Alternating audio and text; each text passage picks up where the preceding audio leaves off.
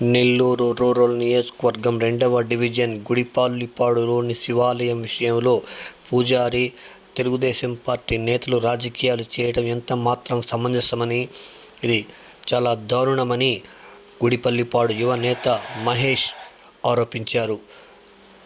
మంగళవారం సాయంత్రం గుడిపల్లిపాడు శివాలయం వద్ద ఆయన పాత్రికేయుల సమావేశంలో మాట్లాడారు.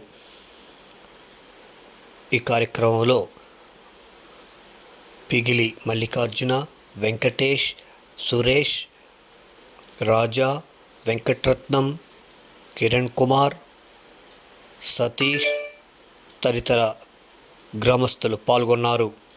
ఈ సందర్భంగా వారు తెలుగుదేశం పార్టీ నేత మేకల అనిల్పై పలు ఆరోపణలు చేశారు.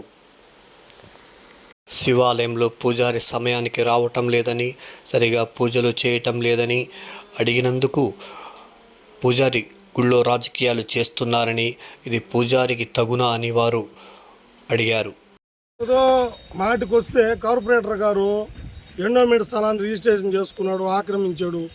నోటుకు వచ్చినట్టు నోట్లో ఏ మాట వచ్చినా కూడా దానికి ఆధారం అనేది ఉండాలా.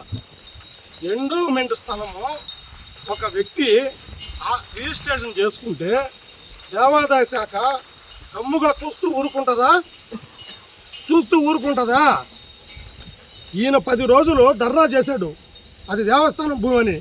ఆ రోజు మాకు దేవుడు కళ్ళు తెరిపించాడు, అది దేవస్థానం కాదు గ్రామకంఠం అని. గ్రామకంఠం దేవస్థానం ఉంటుందా అని అన్నావు. దేవస్థానం ఉంటే వచ్చి వాళ్ళ ఇంటి పన్ను ఎందుకు మార్చలేదు? కార్పొరేషన్కి లెటర్ పెట్టారు దేవాదాయ శాఖ వాళ్ళు.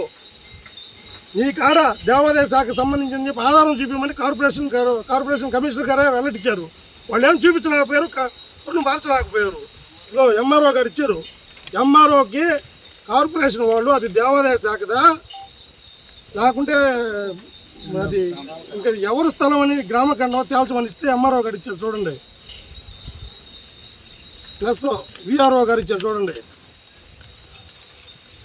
ఎంఆర్ఓ గారు, విఆర్ఓ గారు ఒక ఎండోమెంట్ స్థలాన్ని అతని ఆధీనంలో ఉంది, ఇది గ్రామకంఠం అని ఇస్తారా? ఏది నోటికే మాట వస్తే అది మాట్లాడుకుంటూ పోయేదేనా? వాస్తవం ఏం పడలేదా? నువ్వేదో ఒక కాగితం తీసుకొచ్చి దాంట్లో కాలంలో పెట్టేసి ఇదిగో 33 అడుగులు 35 అడుగులు అంటే ఏను 35 అడుగులు తీ, గవర్నమెంట్ రికార్డ్స్ తీ.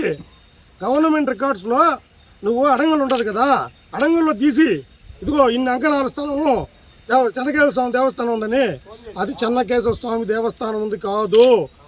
అయితే ఇన్ని సంవత్సరాల నుంచి దేవస్థానం వరకు గమ్ముగా ఉండరు. నువ్వు 10 రోజులు ధర్నా చేసినప్పుడే వాళ్ళ కాడ రికార్డు ఉంటే వాళ్ళు తీసుకొచ్చి నిర్దాక్షిణంగా ఖాళీ చేసేదానికి వాళ్ళకి అన్ని రైట్స్ ఉన్నాయి.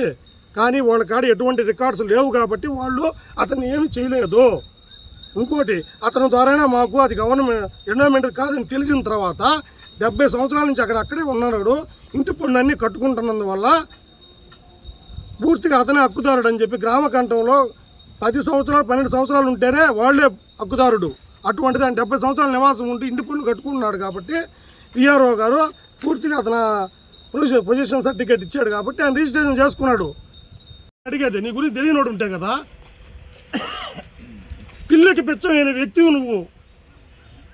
నువ్వు సేవా కార్యక్రమం నువ్వు ఎవరికి దేనికన్నా ఒక్క దానికన్నా ఏదైనా చేస్తున్నావా? గుడిపల్లిపాడులో మేమేం చేసామో చెప్తా. ఎప్పుడో చరిత్రలో నిలిచిపోయి శ్మశానం కట్టాం, మా సొంత డబ్బులు 4.5 లక్షలు ఖర్చు పెట్టాం. పోతురాజు స్వామి గుడికి ప్రహరీ కట్టించాం 5 లక్షలు పెట్టి. ఇంకా మా ఊరు అరుంధతి వాడవాళ్ళకి మన గాలివానికి మాతమ్మ గుడి పడిపోతే మాతమ్మ గుడి కట్టించాం. మా ఊరు అర్జున వాడికి సౌండ్ సిస్టమ్ 50,000 రూపాయలు పెట్టి తీపిచ్చాం. చర్చికి 2 లక్షలు పెట్టి ప్రహరీ కూడా కట్టించాం. మా సొంత నిధులతో మేము చేస్తే దండి చేశారనేది, నువ్వు చేస్తే దొరతనంగా చేశాను. నువ్వు చేస్తే కదా పిల్లికి అప్పించమేమి నువ్వేం చేశారా? పిల్లికి అప్పించమేవా? నువ్వేమో పెద్ద నాయకుడు అని ఒకతో మాట్లాడితే ఎవడు భయపడేవాడు లేడు కదా. ఇక్కడ భయపడే రోజులు కాదు.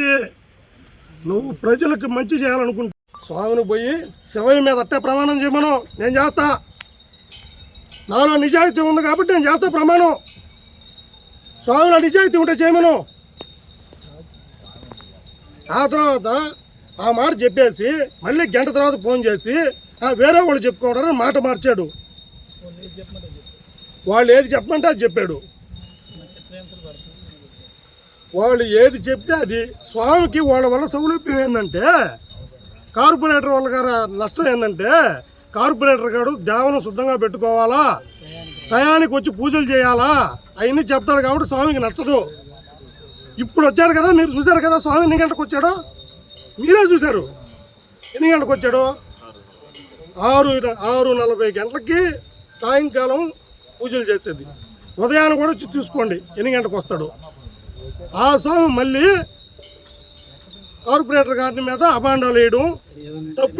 మరీ దారుణంగా మేము ఎన్నుకోబడిన కార్పొరేటర్ 3 ఊర్లు అల్లిపురం, కచ్చరికూరు, గుడపల్లిపాడు ఎన్నుకోబడిన కార్పొరేటర్ దేవాలయానికి వస్తే అసలుకి తాంగుంటున్న స్వామి పూజలు చేయకుండా మరీ దారుణంగా ఉంది. ఎవరైనా వస్తే ఆ పార్టీ వాళ్ళు ఈ పార్టీ వాళ్ళు అని చెప్తున్నాడు. అదేమంటే మేకనల్లి చెప్తున్నాడు, మేము అట్టే చేస్తున్నాము అనే రీతి చెప్తున్నాడు. మా దేవుడు అనేవాడు చూస్తా ఉన్నాడు, ఎవరి పాపం వాళ్ళు తప్పకుండా పోదు. కానీ ఇదే మేకనల్లిలో వాస్తవం చెప్పాలంటే చాలా చిన్నోడు, మాకు వదిలించడానికి చిన్న పిల్లోడు. అతన్ని పోషించి అతన్ని పెంచి నాగుబావం కాటేసినట్టు ఈరోజు నాగుబావం రామ్మోహన్ గారిని కాటేస్తున్నాడంటే అతను రామ్మోహన్ లేకపోతే మేకనల్లి ఈ ఊర్లో లేడు. వార్డులో గెలిపించింది కూడా అప్పట్లో మాకు తెలుసు.